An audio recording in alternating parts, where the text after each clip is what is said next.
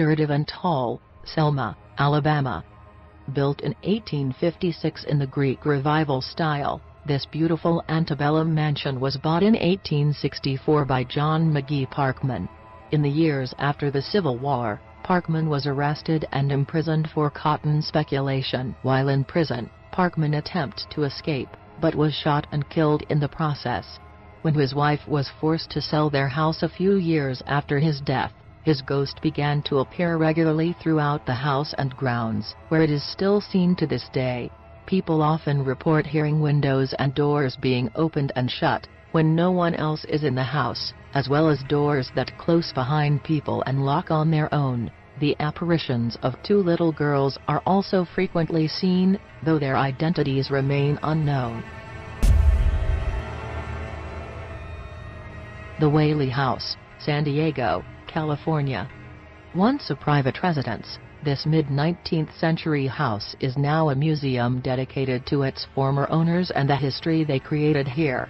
Part of the house was once rented out to the county of San Diego for use as a courtroom, which may explain the appearance of several unidentified ghosts within the house.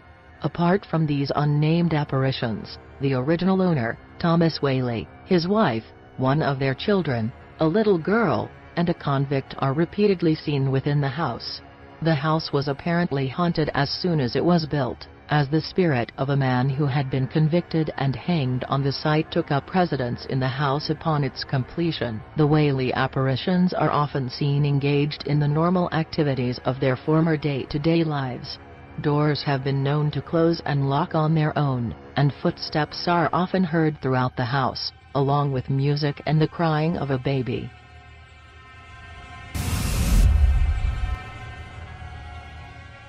The Octagon House, Washington, D.C. Completed in 1801, this former mansion is one of the most historic in the nation. Built for Colonel John Taylor III, it was briefly the site of the French embassy during the War of 1812, as well as the temporary residence of President Madison, who signed the Treaty of Ghent in its central parlor. Today, the building is used by the American Institute of Architects as a museum, but it has also made quite a name for itself as a center for paranormal activity. As far back as the mid-19th century, the central staircase is a major hotspot for the supernatural, as footsteps are often heard, along with the saddened voice of a woman. Doors have been locked only to suddenly be found standing wide open. Lights turn on and off on their own, and footsteps and even faint footprints have been reported throughout the building, and objects often move without human interference. Robinson Rose House, San Diego, California. Reconstructed in the late 20th century according to the specifications of the original mid-19th century structure, this building seems to have brought back some spirits along with it. Built by Judge James W. Robinson, this house was also used for private and community business purposes, making it a very active locale in its day. Today, this activity has continued in the form of various paranormal occurrences. Various apparitions, in period attire have been seen, as well as strange human-shaped mists. Footsteps are often heard and women often feel their hair tugged or toyed with. 5. The ghosts seem fascinated by anything electrical, as lights often go on and off on their own, and the elevator has a tendency to move from one floor to the other unmanned. Villisca, Axe Murder House, Villisca, Iowa. On the night of June 9, 1912, 8 people, including 6 children, were murdered in this house by an unknown assailant wielding an axe. The murders, not surprisingly, caused a national sensation, and while many suspects were questioned and even tried, later acquitted, this mass murder remains unsolved to this day. Either from the violence of their deaths, or their unresolved nature, this house has subsequently become a very active site for the supernatural.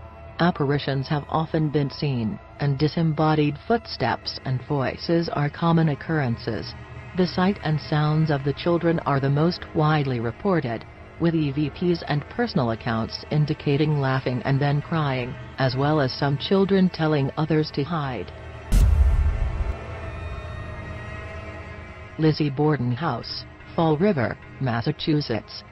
Undoubtedly Massachusetts' most infamous residence, this house was the site of the notorious axe murders of the parents of Lizzie Borden, who herself was the main suspect in the murders. There was so much evidence against her that she was quickly charged with the crime and sent to court, only to be acquitted. No other person was charged with the murders, making this one of the nation's most well-known unresolved murder cases. Oddly enough, Borden remained in Fall River for the rest of her life, residing in a neighborhood not far from where the murders took place. It is believed that her desire to remain here has held true even in death. Her ghost has often been seen throughout the house and has been heard laughing on the second floor near the stairs. Her father and stepmother have also been seen and heard, along with their former maid who has been heard calling for help.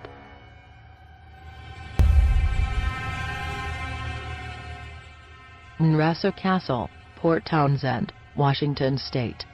Inspired by chateaux in the French Renaissance style, this beautiful former mansion, now a hotel, was completed in 1892 at the behest of Prussian Baron Charles Eisenbeiss. It was originally supposed to be a hotel, but this business venture fell through, so Eisenbeiss turned it into his family's home. It remained empty for a couple of decades after his death and eventually became a Jesuit school before finally achieving its original purpose as a hotel. While throughout the building there are instances of electrical devices switching on and off, and doors opening and closing on their own, it seems to be the third floor that's the most haunted. Footsteps and voices are often heard on this floor, but room 306 is the most active. A female apparition has been seen and felt quite often here. She especially likes to go through guests' belongings and usually moves things around, and often heard singing in the bathroom as well. The dining room and former chapel, also a dining area now, are also active, with apparitions of Eisenbeiss' wife Kate often seen, and reports of glasses being knocked over or shattering much talked about.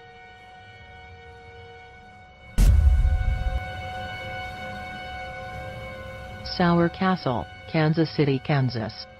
Built in 1871 by Anton Sauer, originally from Austria, this beautiful but now derelict Italianate home was a Sauer residence for several generations, during which time it was the site of many of the family's traumatic tragedies.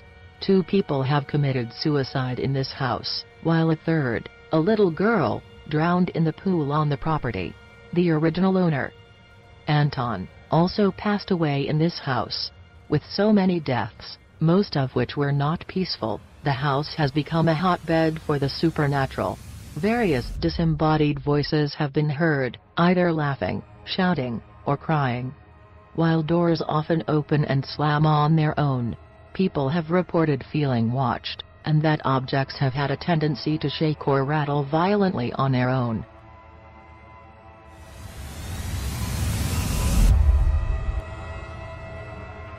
The Sally House, Atchison, Kansas. Few haunted houses in America have had the level of malevolency that has been reported in this particular house. Once a doctor's house, a little girl named Sally died here during a botched appendectomy, and her spirit has been here ever since. When a family moved in during the 90s, this little girl began to create mischief, knocking pictures down, toying with electrical appliances, and leaving a trail of their child's toys throughout the house. This activity eventually escalated to a violent level, but while they originally thought it was the little girl that their child had seen, they inevitably learned through a medium that it was actually a middle-aged woman responsible for the violence. All of her malevolence was directed towards the male owner of the house, repeatedly scratching and gouging him, leaving deep red welts and scratching deep enough to cause bleeding and bruising. After this entity shoved him and almost sent him careening over the railing of the stairs on the 2nd floor, the family finally moved out of fear for his life. These activities have been documented by several paranormal groups. Woodruff Fontaine House, Memphis, Tennessee. Completed in 1871, this house was built for Amos Woodruff, a local businessman. His daughter Molly was married in the house and lived here her whole life and beyond. Molly's spirit has been seen repeatedly throughout the house, now a museum, and has even interacted with employees. On one occasion, Molly appeared to a couple of employees in order to explain that she would like the furniture rearranged according to how she'd always placed it in the house. Impressions are often left on her bed as if someone were sitting there. While Molly's spirit is certainly kindly, there is a more hostile male entity who frequents the first and third floor, leaving the second to Molly. This particular entity greets many people with an overwhelming sense of hostility, and one woman even had her necklace ripped off of her.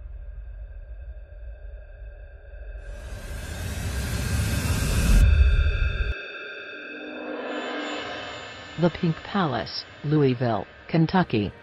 The hauntings that occur in this house act as a testament to the fact that not all spirits are negative entities, and that some of them are actually rather devoted to the living. The Victorian mansion was completed shortly before the dawn of the 20th century to be used as a gentleman's club. It later became a private residence. Over the course of its history, one special spirit, dubbed as Avery, has consistently appeared to homeowners and tenants. He is described as a well-dressed gentleman from either the late 19th or early 20th century and is considered a friendly spirit. His appearance is often heralded as a warning for some sort of calamity. He appeared to one female tenant while she was taking a bath, causing her to hurriedly get up, just before two intruders threw a concrete block through her bathroom window. He has also appeared in the kitchen to warn of impending fires.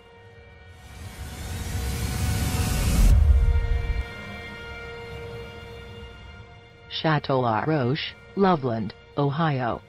Considering the slightly eccentric nature of this amazing home's construction, it seems almost fitting that it should also serve as a site for various hauntings. This medieval castle replica was constructed by Harry Andrews, over the course of 50 years as a hobby house, which he eventually willed to the local Boy Scouts troop. A couple lived near the castle for some time until their moonshine operation caused an explosion and killed the wife. Today, an entity that is thought to be this woman has been seen walking the grounds. It is believed that Andrews also haunts the castle, as an apparition has been seen going towards his old bedroom. Another entity dubbed the Viking has also been seen, wearing a cloak and helmet. It is thought that this spirit is somehow attached to one of the artifacts Andrews brought back from Europe during his travels.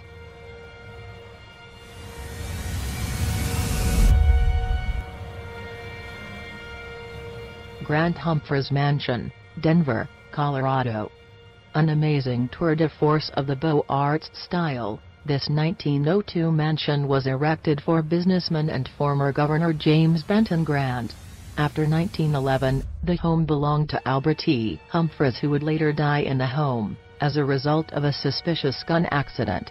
A nearby graveyard incurred controversy in the years just before the house was built, when its site was slated to be used for other purposes, and many of the remains in the cemetery were left available for grave robbers, until the city had enough of the fiasco and filled in the area to create a park. It is believed that many of these disturbed spirits have come to haunt this neighboring mansion, as several different apparitions have been viewed here, although one of them has been identified as Humphreys.